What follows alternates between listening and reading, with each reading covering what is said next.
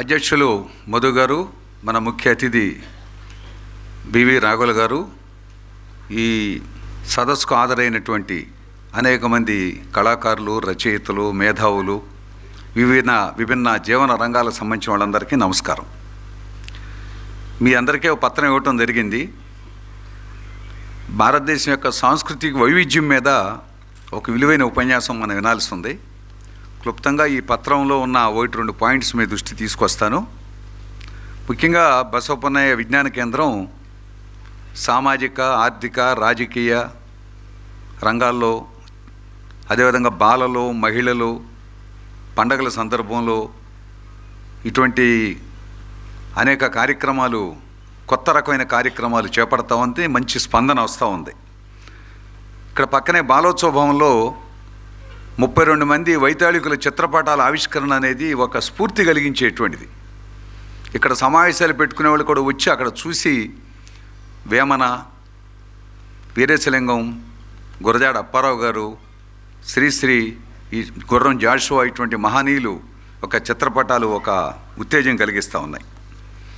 అట్లాగే బాలల రంగంలో చాలా మంచి కార్యక్రమాలు చేపట్టడం జరుగుతూ ఉంది.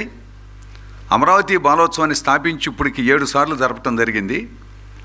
తాజాగా నవంబర్లో 10,000 మంది విద్యార్థులతో సిద్ధార్థ కాలేజీలో 3 రోజుల పాటు అత్యంత వైభవంగా బాలోత్సవం జరిగింది. దాని కొనసాగింపు కార్యక్రమాలు కూడా ట్యూషన్ పాయింట్స్ రూపేణ, స్వాతంత్ర దినోత్సవం రూపేణ, వేసవి శిబిరంలో బాలలకు శిబిరాలు నిర్వహించడం, ఇటువంటి అనేక కార్యక్రమాలు చేపట్టడం జరుగుతూ ఉంది. అట్లా మహిళలకు కూడా మంచి అంశం ఏంటంటే, మహిళలకు 3 సంవత్సరాలుగా ఉదయం ఒక బ్యాచ్, సాయంత్రం ఒక బ్యాచ్ కుట్టు శిక్షణ రెగ్యులర్గా నడుస్తూ ఉంది.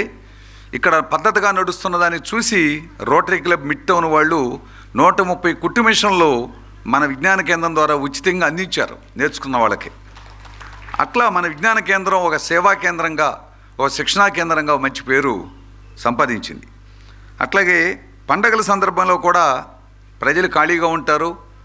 వాళ్ళ కుటుంబ సభ్యులు, పిల్లలు అందరినీ మొబిలైజ్ చేయడానికి కొన్ని కార్యక్రమాలు తీసుకుంటే చాలా విజయవంతంగా జరిగినాయి. దసరా సందర్భంలో మనం ముందుగా ఒక 2-3 రోజుల పాటు కార్యక్రమం చేపడితే 1750 మంది వచ్చారు. ఈ ఎంబీవీకేలు అన్ని హాల్స్ ఫుల్ అయిపోయినాయి. అట్లా కార్యక్రమాలు జరుగుతూ ఉన్నాయి. ఉగాది సందర్భంగా కూడా కలిసి రండి అని అంటే చాలా విశాల వేదికలు, 170 సంస్థలు మా పేరేసుకోండి, మేము కూడా చేతనైనంత సహాయం చేస్తామని చెప్పి ఆ రకంగా ముందుకొచ్చారు. అట్లా మహిళల్లో సాధికారిత అనే అంశం మీద బేస్ చేసుకుని ఈ కార్యక్రమాలు జరుపుతూ ఉన్నాం. అట్లాగే బాలోత్సవంలో కూడా ఆటపాటలతో కూడిన విద్య అనే కాన్సెప్ట్ని తీసుకెళ్లేదానికి ప్రయత్నం చేస్తూ ఉన్నాం. అట్లా మరో ముఖ్యమైనది కంప్యూటర్ శిక్షణ. గత 8 సంవత్సరాలుగా కంప్యూటర్ శిక్షణ రెగ్యులర్గా సాగుతుంది. ఇప్పుడు 1800 మంది సర్టిఫికేట్లు మనం ఇచ్చాం. వాళ్ళు కొన్ని ఉద్యోగాలు చేసుకుంటూ ఉన్నారు. దీనికి కూడా అనేక మంది సేవా తత్పరులు ముందుకొచ్చి సహకారం ఇస్తూ ఉన్నారు. సాంస్కృతిక రంగంలో జాషువా సాంస్కృతిక వేదిక ఆధ్వర్యంలో చాలా కొత్త కార్యక్రమాలు చేపట్టడం జరుగుతూ ఉంది. గతంలో కూచిపూడి నృత్యం, సాంప్రదాయ పాటలు ఉండేవి.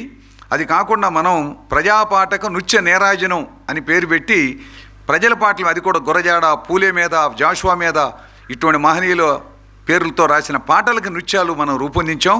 వాళ్ళు ఇప్పుడు ఇంకో సంవత్సరం ఇంకొక అడుగు ముందుకేసి ఆ పేరు కూడా చూడండి, జనహితమే మా నాట్యం అని చెప్పి స్వాతంత్రోద్యమం, స్త్రీల యొక్క పరిస్థితి మీద, రైతుల సమస్యల మీద, పర్యావరణం మీద ఇటువంటి బాలేలు ఈ వేదిక మీదే బ్రహ్మాండంగా ప్రదర్శించారు. అట్లా అభ్యుదయ భావజాలాన్ని ప్రజల్లో తీసుకెళ్లేదానికి ఒక ప్రయత్నం జరుగుతూ ఉంది. అట్లాగే సుద్దాల అశోక్ తేజ గారి కార్యక్రమం కూడా కొత్త కార్యక్రమం. శ్రమకావ్యం అనేది చాలా ఉత్తేజపూర్వకంగా జరిగింది. అట్లాగే షార్ట్ ఫిలిమ్స్, ఈ మధ్య అనేక బృందాలు షార్ట్ ఫిలిమ్స్ చేస్తూ ఉన్నారు. 10 నిమిషాలు, 8 నిమిషాలు, 15 నిమిషాలు అట్లా. వాటి మనం సంవత్సరానికి ఒకసారి ఉత్సవం నిర్వహిస్తూ ఉన్నాం. ఉభయ తెలుగు రాష్ట్రాల నుంచి 100, 120, 130, 150 అట్లా ఫిలిమ్స్ వస్తే వాటిలో ఎంపిక చేసి మన రోజంతా కూడా ఆ ఫిలిమ్స్ ప్రదర్శిస్తూ ఉన్నాం. ఆ నటీనట బృందానికి ఒక 2-3 నిమిషాలు వాళ్ళ అనుభవం చెప్పేదానికి అవకాశం ఇస్తున్నాం. మేము చాలా చోట్ల షార్ట్ ఫిలిమ్స్ ప్రదర్శిస్తున్నాం, కానీ మమ్మల్ని పిలిచిన వాళ్ళు లేరు, మీరు చాలా ప్రోత్సాహిస్తూ ఉన్నారని చెప్పారు. ఆ రంగంలో కూడా సామాజిక అంశాలను చొప్పించి వాటి మీద ఈ రుగ్మతలు ఏదైతే ఈ సమాజంలో ఉన్నాయో వాటి మీద తీయాలని చెప్పడంతో కూడా వాళ్ళు దానికి అనుగుణంగా తీస్తూ ఉన్నారు. అటువంటి ఉత్సవం ఒకటి ప్రతి సంవత్సరం కూడా జరుగుతూ ఉంది. మరో ముఖ్యమైన విషయం ఏంటంటే చిత్రలేఖనం.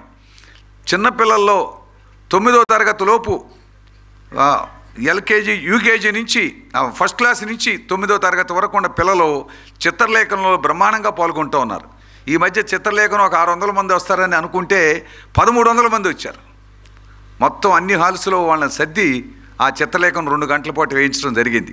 దాని ద్వారా ఆర్టిస్టులు ముందుకొచ్చి మేము కూడా ఈ ప్రోగ్రెసివ్ భావజాలంతో మంచి మంచి కార్యక్రమాలు చేస్తామని చెప్పి ఒక సంవత్సరంలో 15 సార్లు ఆర్ట్ ఎగ్జిబిషన్స్ జరిగినాయి మన బాలోత్సవ భవన్లో.